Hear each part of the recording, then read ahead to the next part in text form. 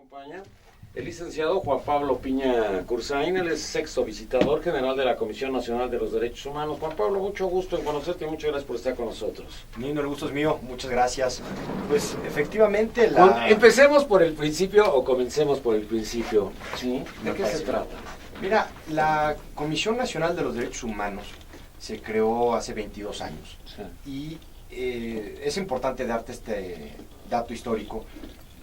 Tenía tres restricciones, tres asuntos de los cuales no podía conocer: la materia laboral, electoral y jurisdiccional. Y el 11 de junio del año pasado entró en vigor una reforma a la Constitución Política de los Estados Unidos Mexicanos, precisamente que le da ahora las facultades, entre otras cosas, para conocer de asuntos laborales.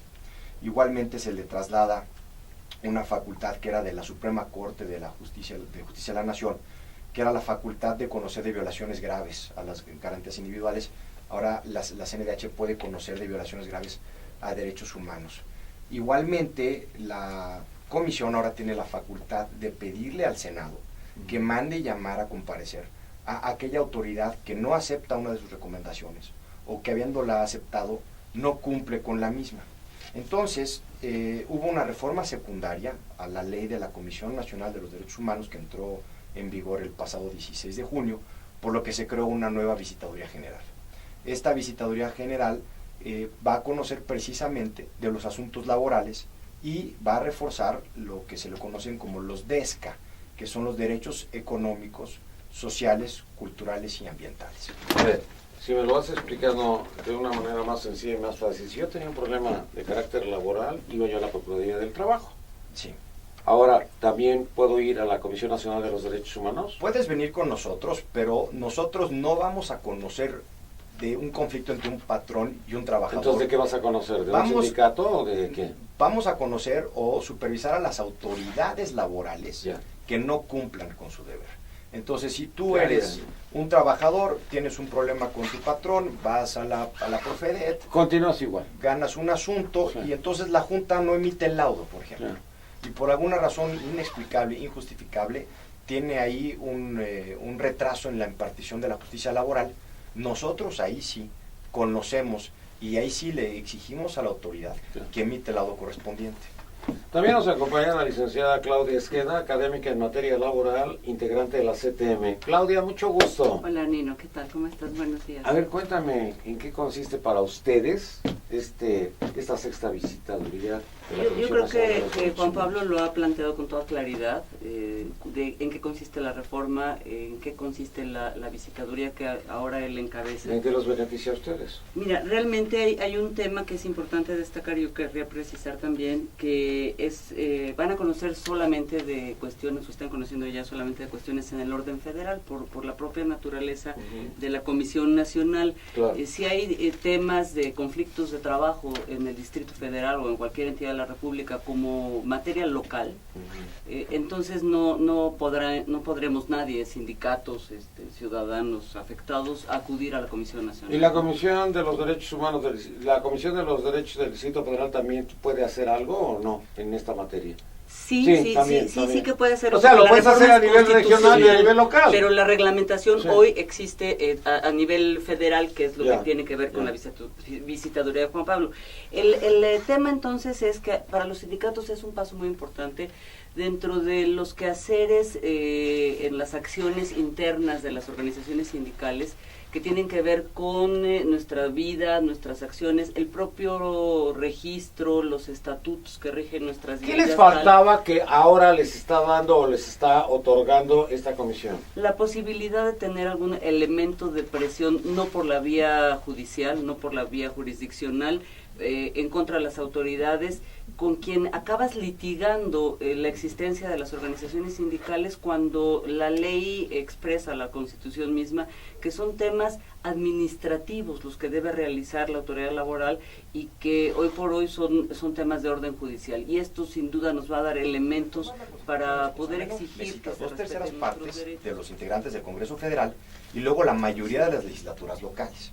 Entonces, le dan al ombudsman la facultad de que el Senado mande llamar a la autoridad que no acepta una recomendación o que habiéndolo aceptado no la cumple. Entonces, precisamente, esto es un paso muy importante, pero el otro es haber modificado el título del primer capítulo de la Constitución, que es de las garantías individuales de los derechos humanos.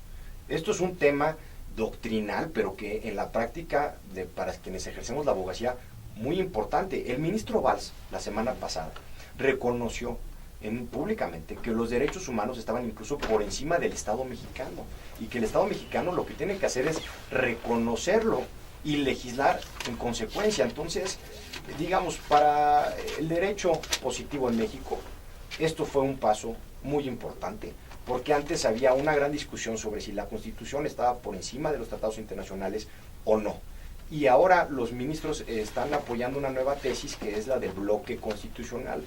Para los que no son abogados, esto significa que los derechos constitucionales que goza cualquier persona que esté en nuestro país no son solamente los que están en la Constitución, sino que son también aquellos que están en tratados internacionales que México ha adoptado y ha ratificado.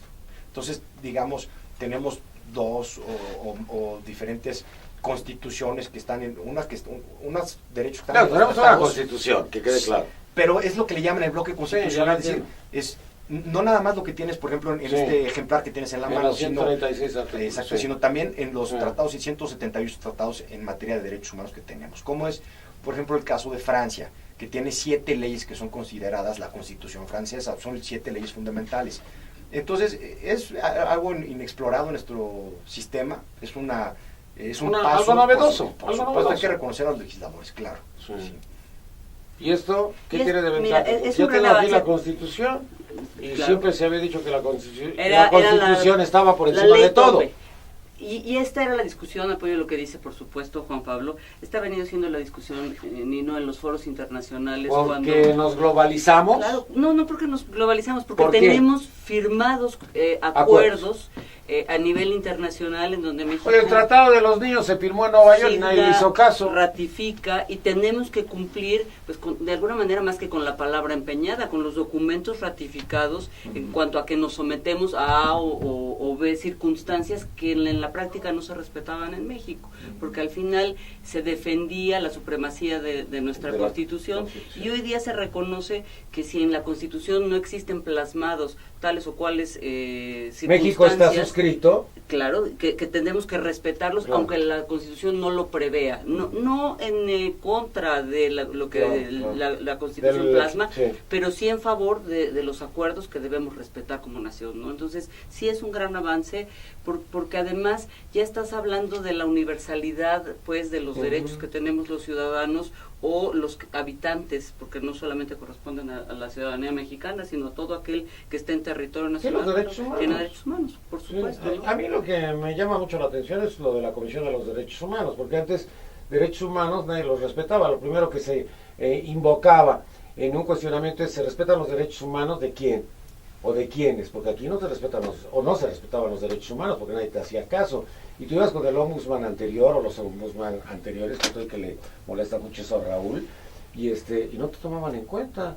Eras un documento más, un papel más, y entrabas a la burocracia, claro, en donde nadie te hacía caso y te decía, bueno, estamos viendo su asunto. Y yo te quiero decir algo más que también ratifico lo que dice Juan Pablo. La parte muy interesante es que no solamente se queden en nivel recomendaciones, ¿no? Claro, que el problema hasta hoy ha sido que se cumplan, que se hagan realidad, que se tornen en lo cierto, pues, las recomendaciones hechas por la Comisión, porque pues, estaba a todo dar que hubiese una solución y una respuesta por la Comisión Nacional o local o lo que fuera, pero ¿cómo convertirlo en realidad? Y se quedaba en recomendaciones, ¿cierto? Así y tú decías, oye, ¿y no vas a llegar más lejos? No, porque no tengo los dientes que les dieron ustedes, ¿no? En la Cámara de Diputados. Así es.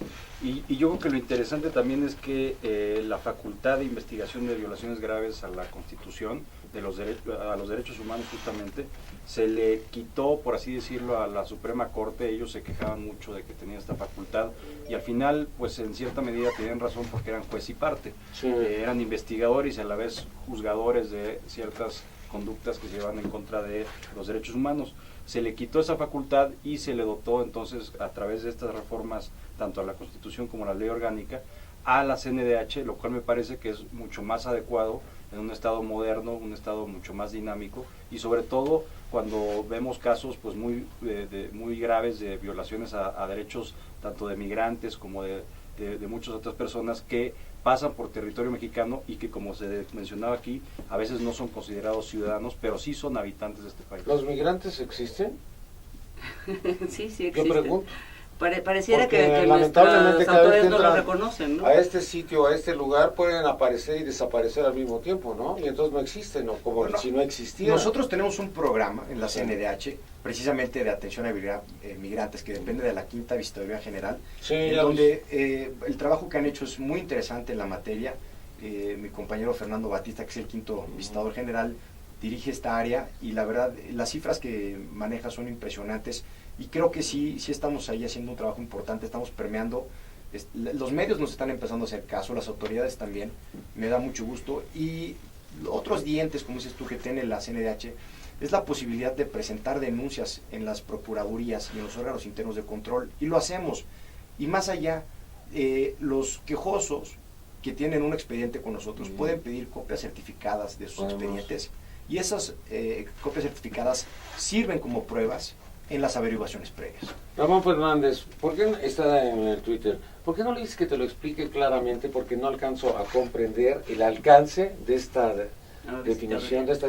Es que yo creo que esto es así como nuevo, ¿no? Como que es muy novedoso y como que implica muchas cosas, ¿no? Claro. Y realmente si eres abogado a lo mejor lo comprendes muy bien, pero Claro. si eres No, yo le digo a Ramón, por ejemplo, sí. tú tienes, y como decía Claudia, tú tienes un asunto en contra de tu patrón, le ganas el asunto, y después te peleas contra la autoridad para que la autoridad emita un laudo. El laudo es como se le conoce en materia laboral a una sentencia, o ya habiendo emitido este laudo, esta sentencia, no la cumplen, y entonces hay un incidente de ejecución de sentencia. Oye, el patrón me debe 300,000 pesos, pero no me los paga, y entonces hay la necesidad de ir a embargarle las cuentas, bienes, etcétera, para que te pague. Y a veces la autoridad retrasa la justicia, y eso es a veces tan grave como no la burocracia. la justicia, es tan grave como no impartir la justicia. Ahí nosotros podemos ir con la autoridad y decir, oye, a ver, ¿por qué no estás emitiendo el laudo? ¿Por qué habiéndolo emitido no lo ejecutas? Y me da mucho gusto decirte que en escasas 3 semanas que tengo en el puesto, he visto varios asuntos en donde por el simple hecho de que llega la CNDH y pide información, como por obra de magia, se emite el laudo. Es diferente, ¿verdad? Es la presencia ya tiene un peso específico la propia Comisión Nacional de los Derechos Humanos, Mira, la verdad es que yo te quiero decir que yo en lo personal festejo mucho la llegada de Juan Pablo Piña al cargo, porque es un abogado comprometido, interesado y joven. O sea, valga la pena decirlo, de repente todos creemos que los jóvenes solo están haciendo desórdenes, no aportando nada. Y hay jóvenes que trabajan, hay jóvenes que están buscando por el bien de nuestro país, ¿no? Pero más allá de eso, la tarea que tiene no va a ser menor. Los problemas en materia laboral, difundirla, yo creo que es en donde está el papel por eso ahorita de la te Comisión agradecemos Nacional de los mucho que Derechos nos Humanos, recibas ¿no? hoy, Nino, porque además de la difusión que se le debe dar, su quehacer, sin restar el del resto de las áreas o de las materias que conoce la Comisión Nacional, es muy importante. Mira, hoy los juicios en materia laboral duran un promedio, en la primera instancia, de alrededor de 4 años. Ese es el promedio de duración de un juicio. Te agotas y te cansas y te vas. Hay que ponerle mucho más. Sí es un problema de la incapacidad, y no me refiero a la incapacidad intelectual, sino a la falta de capacidad instalada en los tribunales o en las juntas de conciliación y arbitraje. Sí, por supuesto, pero también hay voluntad, ¿no? ¿Cuánto dinero cuesta? Porque sabes, Nino, que en estos juicios, todo el tiempo que no estás trabajando, si al final del día ganas el laudo, te tienen que pagar de manera retroactiva lo que se conoce como salarios caídos. Entonces, esto resulta también un impacto económico importante para el patrón. Yo creo que también los patrones, no nada más los trabajadores, les interesa que que los sindicatos sepan que tienen la posibilidad de acudir a nosotros como una nueva instancia para ejercer presión precisamente, porque sí es necesario no solamente hacer la defensa de los derechos humanos, sino también la promoción. Entonces nosotros vamos a empezar también a realizar conferencias, seminarios, hacer publicaciones y por supuesto este tipo de difusión, porque es importante que la gente conozca que pueda acudir con nosotros. Yo ya te puedo presentar unas 3 mañana, Juan Pablo, con mucho gusto, ¿no? Bienvenidas. Oye, Nino, y fíjate que lo interesante de esta visitaduría también es dentro de los derechos humanos, dentro de las garantías individuales que se prevén en la Constitución, pues también está el medio ambiente, están toda esta nueva generación de derechos que a mí me parece muy interesante y que están a debate pues justamente porque no están tal vez suficientemente abordados. Ponme un ejemplo de uno de ellos. Bueno, el derecho al medio ambiente es un derecho humano ahora, es un derecho que justamente se debe de respetar, y ahorita en esta legislatura, pues metimos dentro de la Constitución, o reformamos la Constitución para meter el derecho al agua para todos los mexicanos. Eso es un derecho humano. Yo te pongo dos casos concretos. Valle de Bravo. La restricción que hay ahorita al uso de... Eso es muy fácil de entender.